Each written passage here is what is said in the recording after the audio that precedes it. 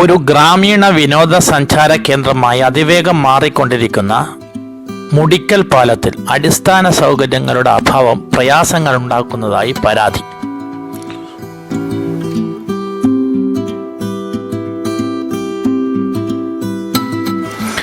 പതിനൊന്നര മീറ്റർ വീതിയും 150 മീറ്റർ നീളവുമുള്ള മുടിക്കൽ പാലവും ചുറ്റുമുള്ള പുഴയും മലയോര കാഴ്ചകളുമാണ് ഇവിടുത്തെ പ്രധാന ആകർഷണം. അതിനേക്കാൾ ഉപരി സമീപത്ത് പ്രവർത്തിക്കുന്ന തട്ടുകടകളിൽ ചായ കുടിക്കാനും ധാരാളം ആളുകൾ എത്തുന്നു.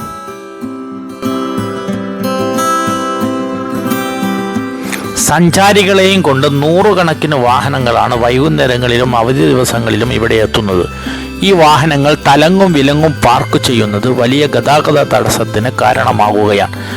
ചെറിയ ഭാഗത്ത് ഇന്റർലോക്ക് ചെയ്തതൊഴിച്ചാൽ വാഹനങ്ങൾ പാർക്ക് ചെയ്യാൻ പ്രത്യേക സൗകര്യങ്ങളൊന്നും ഇവിടെ ഏർപ്പാട് ചെയ്തിട്ടില്ല.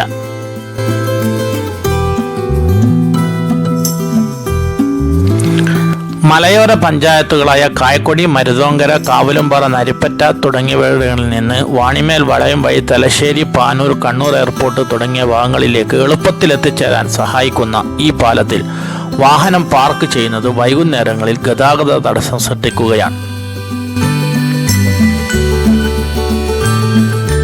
ഈ വിനോദ കേന്ദ്രത്തിലെത്തുന്ന യാത്രക്കാർക്ക് പ്രാഥമിക ആവശ്യങ്ങൾ നിർവഹിക്കുവാൻ സൗകര്യങ്ങളില്ലാത്തതും പരാതികൾക്കിടയാക്കുന്നുണ്ട്.